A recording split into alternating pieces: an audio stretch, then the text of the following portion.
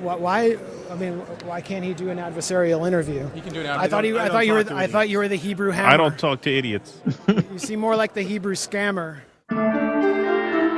Welcome to the Jimmy Dore Show, everybody. Keaton and Russ from Due Dissidence here for Jimmy while he is on the road this week.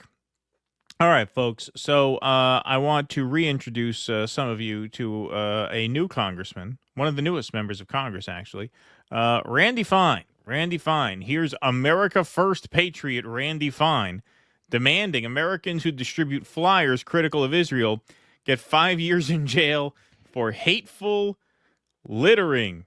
That's right. Let's take a listen. People accountable without, violating their free speech. Sure. And again, I would remind you that there's no First Amendment right to conduct. There's a First Amendment right to speech. And the things that we're targeting in the bill are not speech. Again, if someone wants to stand across the street from my house and wave the sign on the sidewalk, they have every right to do that. And this bill won't have anything to do with that. But when it veers into conduct, and so the way we're going to approach this is through a hate crime kicker.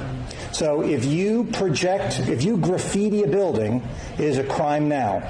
But if your motivation is hate, it will be a third-degree felony. You will spend 5 years in prison. If you want to litter... Very woke. Very woke, sounds like. And he says, if you want to litter... It will be a third-degree felony. You will spend 5 years in prison.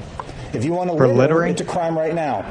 But if you litter and your motivation is a hate crime, it will be a third-degree felony. You will spend 5 years in jail. Okay, first of all, litter is almost never a crime. It's almost always a civil offense. That's not true. You've seen Birth of a Nation. It opens with the Klan littering. Yeah, right. Yeah. Littering is almost always a civil offense, punishable by a fine, unless you're dumping like toxic waste or like massive amounts of shit. Now, in fairness, this guy does look like he generates a lot of garbage. So maybe for him, littering would be a crime. Garbage and anti-Semitism. Yeah, of the sheer quantity. There's like an airborne virus of anti-Semitism in the form of a man. Yes. It's a crime right now to hang banners from an interstate. For obvious reasons, we don't want to distract drivers. But if you do that and you have a hate crime, a hate motivation, it will be a third-degree felony. You will spend 5 years in jail. How optimistic are you of moving this bill along? I guarantee the bill will pass. And I never do that. I never do that. Yeah, there you go. There you go. 5 years for hateful littering. So what? I drop a piece of pastrami on the sidewalk. That's 5 years in jail. Was that hateful littering? I don't know. I mean, for a Knish, you get 7. For a Knish, you get 7. Yeah, the mandatory minimum. So Dan Cohen points out Randy Fine went to Israel immediately after October 7th and signed a bomb to avenge the burned and beheaded children of Israel. No Israeli children were burned or beheaded, but those bombs were used to exterminate Palestinian children. Randy Fine is a genocidal Zionist. Yeah, of course. Khaleesi, and he was not in Congress at that time. He was a Florida politician, but he was actually elected. I believe he filled Mike Waltz's seat. Remember, fat Randy Fine supports bombing Palestinians and American citizens who support Palestine and oppose Israel, which he's referring to here is the murder of American activist Eisenhower Ezgi. U.S. Senator Fine celebrated, he was a state senator, not a U.S. senator at the time, celebrated Eisenhower's death, calling her a Muslim terrorist and accused her of throwing rocks, which is a complete lie. Throw rocks, get shot. One less Muslim terrorist. Fire away, he says. Fire away at an unarmed young woman. Killed, wow. Shot by an Israeli sniper. Christopher Johnson, what about the Palestinian rights to defend themselves against the Israelis bullying them and forcing them out of their homes? I didn't agree with what's going on, but they need to respect each other's rights to live. State Representative Randy Fine says blow them up. So see, guy has a long, long history of just genocidal language, advocating he advocates violence against civilians, including Americans, pretty routinely. And here he is on video. American-Israeli Randy Fine is calling to nuke Gaza on Fox. the Japanese twice in order to get unconditional surrender. That needs to be the same here. There is something deeply, deeply wrong with this culture, and it needs to be defeated. We heard in Brooks. So that is a statement of intent to punish civilians, an entire culture, which he deems irredeemable, and therefore collective punishment either necessary or at the very least excusable. All right, I'm sorry. People like Randy Fine, they like to hide behind the ugly history of calling Japanese people or Italian people or German people in World War II who had emigrated to the United States in good faith and left their native countries behind and dedicated themselves to the American project as having dual loyalty. And of course, we had the internment camps in World War II, most famously in California with the Japanese. They use our shame at that to deflect from accusations of dual loyalty because of the ugly history that accusation has. What else do you call somebody who literally has dual citizenship with Israel, who almost exclusively advocates for the interests of Israel, regardless of whether those interests conflict with the traditions of freedom of expression, debate, and protest of the nation that you're supposed to be representing? How is that not dual loyalty?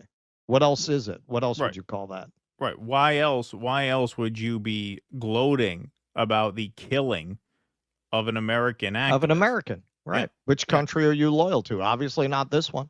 Of course. Palestinian equals Hamas bombs away, kill them all, he says, no mercy.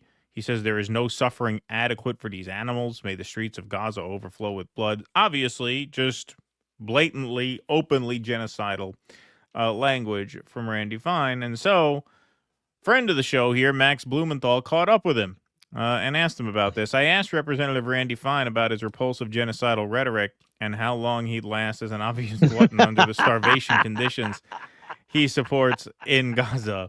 Known for his aggressive tweets, Representative Fine waddled away from me in real life and hid behind his staffers. Yeah, not such a tough guy here. Fine, Max Blumenthal from the Gray Zone. You've been Max Blumenthal from the Gray Zone. You've been a big supporter of killing civilians in Gaza. I was wondering, how long do you think you would last under the starvation conditions that Israel's imposed in Gaza? Like, have you ever put yourself in the shoes of the people of Gaza who are starving?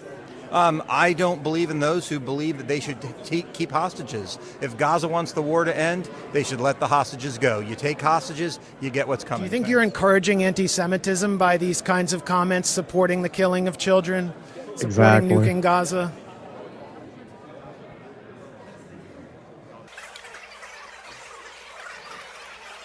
Over here in this corner. Sir, he has another interview right now. Why? I mean, why can't he do an adversarial interview? He can do an I thought you were the Hebrew hammer. I don't talk to idiots. You seem more like the Hebrew scammer. I thought you were why can't he do an adversarial interview? He can do an I thought you were the Hebrew hammer. You seem more like the Hebrew scammer. There you have it. So this is a press event. You know, is what they do at these press junkets. Each outlet has their own kind of like booth set up, and you go from one to the other, and you do, you know, however many. Like if you're like promoting a movie, you do 30 of these in a day for 5 minutes each. And, you know, Max is a credentialed journalist. It's how, I assume that's how he got in the room to begin with. But he couldn't get an interview. Couldn't get an interview with the Hebrew hammer, as he's called. Big, tough guy, ran away. So good job by Max there. You could see a whole lot of bark there from Randy Fine. Talks very tough when he's tweeting about how many Palestinian kids it's okay to blow up and how many American peace activists it's okay to shoot, but wasn't up for an interview with Max Blumenthal. But good on him for chasing him down. I messaged Max yesterday. I had a couple of one-liners. I say, hey, it would have been good if you said this. And he messaged me back. He says, yeah, there were a bunch of one-liners that I thought of when it was too late. It's like he said it was like George Costanza in the Jerk Store. You know, I thought of that. Like, just, Just got away from me, but well done. That's how it goes in those situations. Yeah. That's how it goes in there. Yeah, no, it is. Like when you have to interview somebody, it's tough to just draw especially a blank. hostile like that. Yeah. Especially hostile like that when you don't know exactly what's going to happen. But yep, nice work by Max Blumenthal of the Gray Zone there. So special shout out as always. Hey, come see us on tour. We're going to be in Toronto, Red Bank, New Jersey, Northampton, Massachusetts, Concord, New Hampshire, Oxnard, California, Rutherford, New Jersey, New York, Edmonton, Calgary, and Vancouver. Go to jimmydore.com for a link for tickets.